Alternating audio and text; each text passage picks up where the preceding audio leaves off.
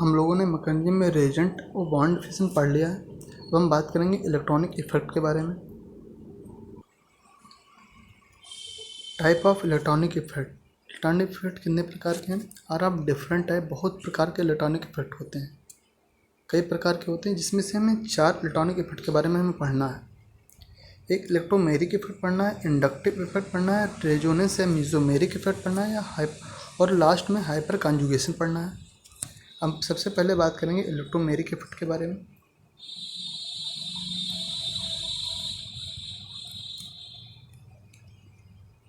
Electromeric effect. It is the temporary effect, and in this, pi electron are shifted on one of the atom by attack of reagent. It is of two type. कहते हैं ये electromeric effect जो है वो क्या है? Temporary effect है। ये इफेक्ट तब लागू होता है जब किसी भी मॉलिक्यूल पे आके रिएजेंट अटैक करता है, तभी लगता है। परमानेंट नहीं कि कोई मॉलिक्यूल हमेशा के लिए इलेक्ट्रोमेरिक इफेक्ट से अफेक्टेड है। जब वो रिएक्शन करता है तो उसमें जब रिएजेंट अटैक करता है तो उस पर इलेक्ट्रोमेरिक इफेक्ट लगता है। इलेक्ट्रोमेरिक इफेक्ट में क्या होता है? पाई बॉन्ड का शिफ्टमेंट होता है किसी एक एटम पे, किधर होता है उसके बारे में भी बात कर रहे हैं। ये 2 प्रकार का होता है, प्लस ई इफेक्ट और minus E effect. Plus E effect में क्या होता है? In this effect electrophile attack first. Plus C का मतलब होगा पॉजिटिव चार्ज वाला पहले अटैक करेगा, है कि नहीं? तो in this electronic effect electrophile attack first to break the pi bond and it occurs during addition on alkene comma alkyne. और ये एल्कीन और एल्काइन के एडिशन के समय होगा। देखो H प्लस है, क्या है? इलेक्ट्रोफाइल है। ये इसने आके इस पर अटैक किया, जैसे अटैक किया इस पर क्या होगा? प्लस ई इफेक्ट लग गया। जैसे प्लस ई इफेक्ट लगा, इसने क्या होगा? बॉन्ड को अपने ब्रेक कर दिया। पॉजिटिव निगेटिव चार्ज, जिधर इलेक्ट्रॉन शिफ्ट हो गया इधर निगेटिव चार्ज होगा, जिधर से इलेक्ट्रॉन चला गया उधर पॉजिटिव चार्ज आ गया। क्या हो रहा है? इलेक्ट्रोलाइटिक फिशन ही तो हो रहा है। आयन कब बनते हैं? जब इलेक्ट्रोलाइटिक फिशन होता है। जब इधर निगेटिव चार्ज हो गया और इधर पॉजिटिव चार्ज हो गया तो H प्लस आयन, तो पॉजिटिव चार्ज आके निगेटिव वाले पे बैठ गया तो वो CH3 बना लिया। H प्लस खाली हो गया, फिर क्या होगा? फिर न्यूक्लियोफाइल आएगा अटैक करने, तो न्यूक्लियोफाइल कहाँ बैठ जाएगा? जहाँ प्लस चार्ज होगा, बन गया कंपाउंड। ये होता है। अब बात ये आती है कि बॉन्ड टूटा कैसे, उधर क्यों टूटा इधर क्यों नहीं टूटा। इसके बारे में हम अभी बात करेंगे लास्ट में कि बॉन्ड पाई बॉन्ड का ब्रेक कैसे होता है। इसके बारे में हम पूरा टॉपिक पढ़ेंगे।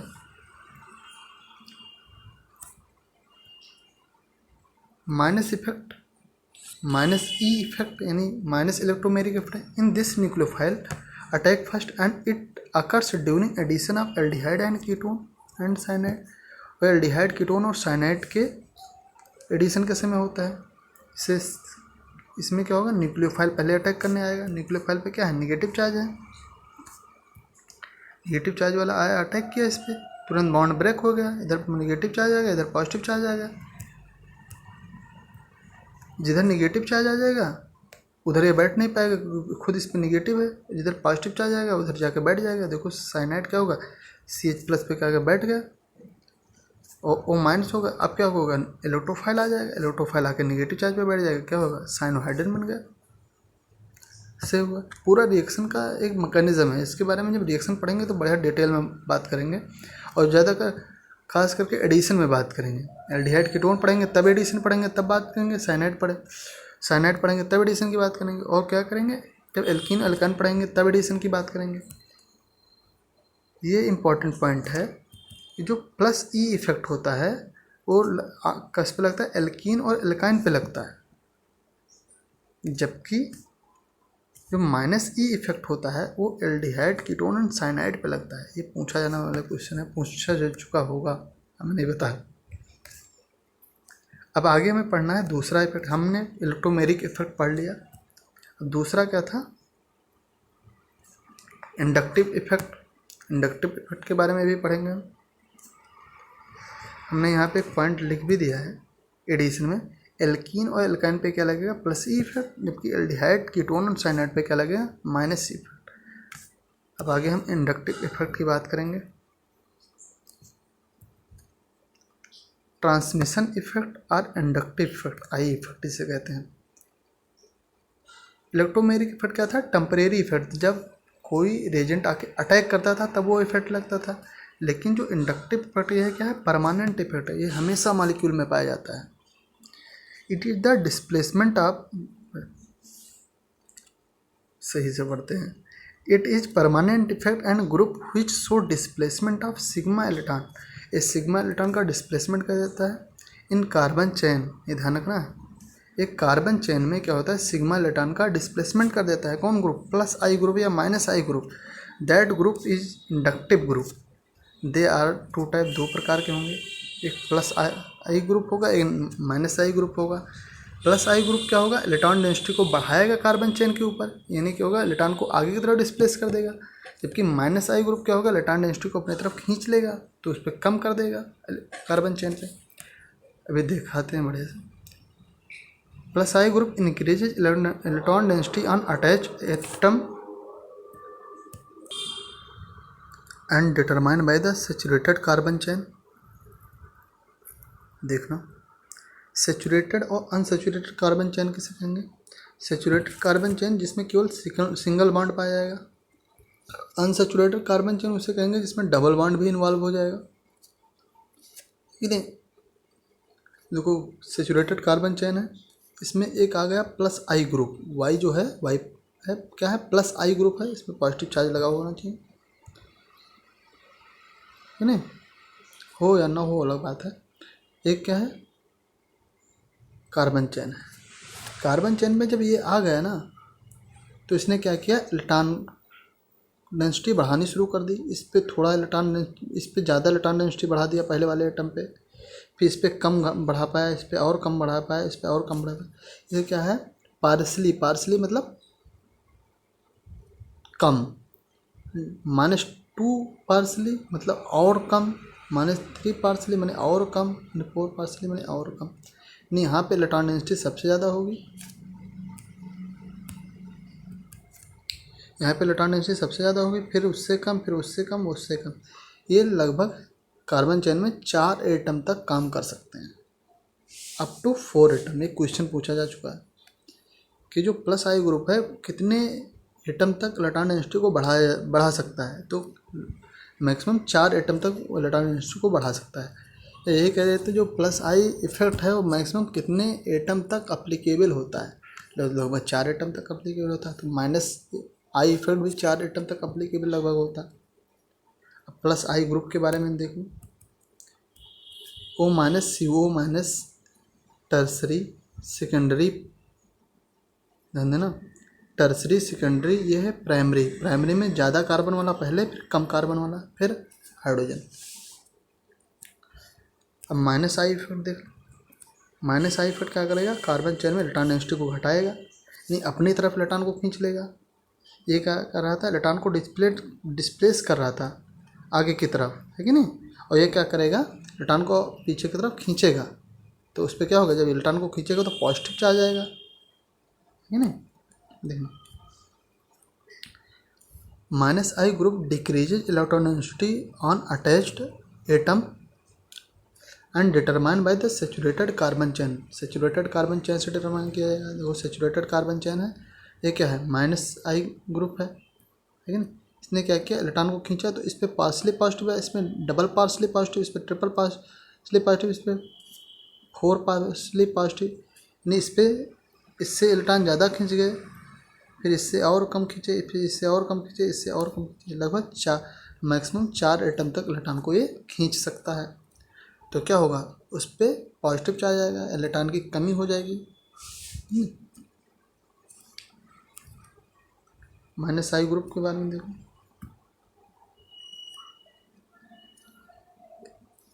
सर ने कहा था आगे NH3+ होता है, इसलिए लिख दिया NO2CN COH FCl Br IOR OH C65H। ये ऑर्डर को याद करना है, प्लस आई ग्रुप और माइनस आई ग्रुप, दोनों ऑर्डर याद करना है।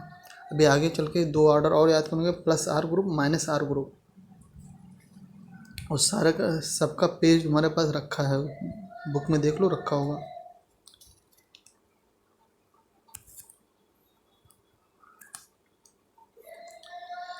हमारे दो हमने इलेक्ट्रोमेरिक इफेक्ट पढ़ लिए हैं। एक इलेक्ट्रोमेरिक इफेक्ट हमने पढ़ लिया है, एक इंडक्टिव इफेक्ट पढ़ लिया है। तीसरा हम पढ़ेंगे रेजोनेंस या मीजोमेरिक इफेक्ट।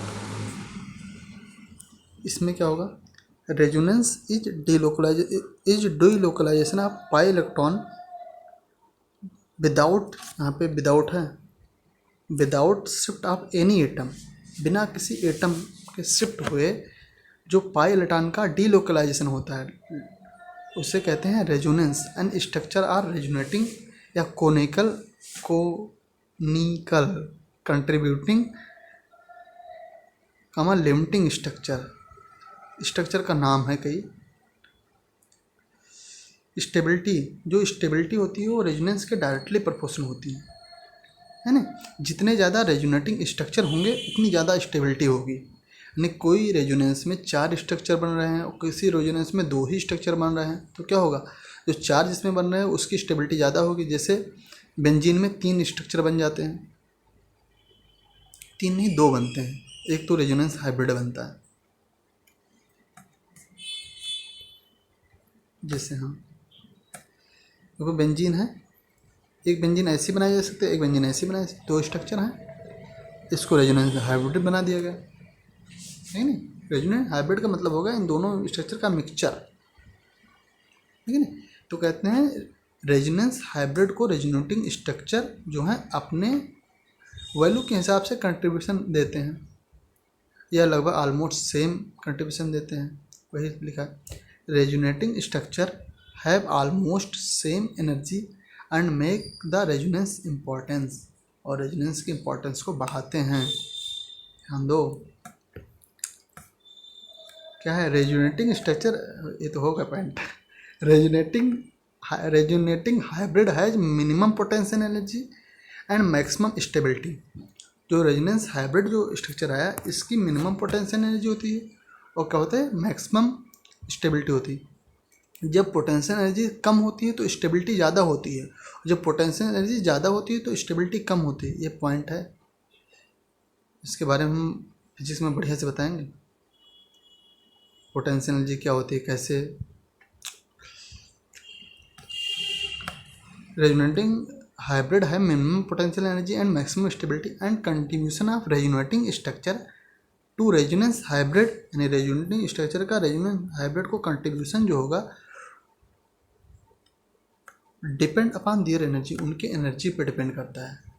यानी रेजोनेटिंग स्ट्रक्चर रेजोनेंस हाइब्रिड को कितना कंट्रीब्यूट कर सकते हैं, जितनी उनकी एनर्जी होगी उतना कंट्रीब्यूट कर देंगे। और जबकि हम एक लाइन पहले पढ़ चुके हैं, रेजोनेटिंग जो स्ट्रक्चर होते हैं लगभग ऑलमोस्ट सेम एनर्जी होती है, ऑलमोस्ट सेम एनर्जी, इधर उधर हो सकती है थोड़ा बहुत।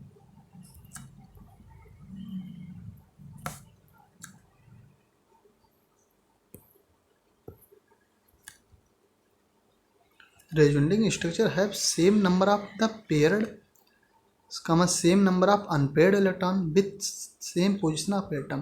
कहते हैं जो रेजोनेटिंग स्ट्रक्चर होते हैं उसमें same number of unpaired electron paired electron होते हैं, और दोनों में एटम का पोजीशन अलग अलग नहीं होता है, सेम पोजीशन पे होते हैं। जैसे देख लो बेंजीन वाला स्ट्रक्चर, इसमें same number of paired and unpaired. इसमें क्या है देखो, इसमें जितने पेड अनपेड इलेक्ट्रॉन है उतने इसमें अनपेड पेड इलेक्ट्रॉन है। इसमें जो पोजीशन है एटम की फिक्स है, वही एटम की पोजीशन इसमें भी फिक्स है।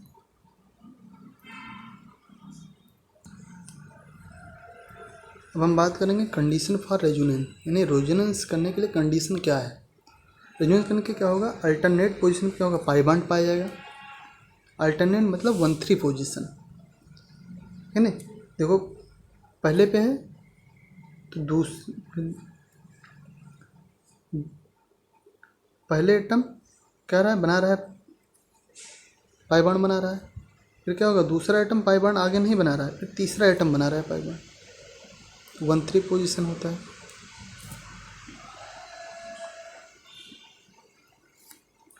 अल्टरनेट पोजीशन पे पाई बॉन्ड पाए जाएंगे, अल्टरनेट पोजीशन पे पाई बॉन्ड और पॉजिटिव चार्ज पाए जाएंगे, या अल्टरनेट पोजीशन पे पाई बॉन्ड और नेगेटिव चार्ज पाए जाएंगे, या अल्टरनेट पोजीशन पे पाई बॉन्ड और फ्री रेडिकल पाए जाएंगे, अल्टरनेट पोजीशन पे या पाई बॉन्ड और लोन पेयर पाए जाएंगे। ठीक है ना। जैसे एग्जांपल के तौर पर बताया गया, जैसे CO3-2 है ये, ठीक है ना, CO3-2 है। तो कार्बन क्या है, ऊपर डबल बॉन्ड बना रहा है, फिर एक इधर बना रहा है, एक इधर बना है, तो यहाँ पे एक माइनस चार्ज आएगा, यहाँ पे एक माइनस चार्ज। स्ट्रक्चर है केमिकल बॉन्डिंग में, से समझना पड़ेगा। तो डबल बॉन्ड और नेगेटिव चार्ज अल्टरनेट पोजीशन पे आ गए। Double bond negative charge alternate position पे आ गए तो क्या करेगा, ये रेजोनेंस शो करेगा। अगला है ये स्ट्रक्चर, इसमें क्या है, PO4-3 है, तो इसमें डबल बॉन्ड और नेगेटिव चार्ज अल्टरनेट पोजीशन पे है। डबल बॉन्ड इधर भी है, इधर भी है, यानी तीनों तरफ इसमें नहीं अल्टरनेट पोजीशन पे है। ऐसे कार्बोक्सिलेट आयन में है,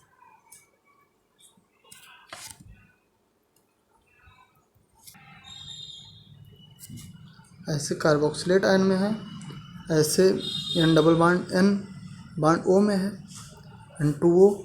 इसमें क्या है, पाई बॉन्ड और लोन पेयर अल्टरनेट पोजीशन पे है। इसमें भी pi bond lone pair alternate position पे है, इसमें भी pi bond lone pair alternate position पे है। तो ये जितनी कंडीशन है, अगर ये प्रेजेंट है तो वहाँ पे रेजोनेंस होगा। अगला पॉइंट है stability of structure. Stability of structure को हम अगले वीडियो में बात करेंगे।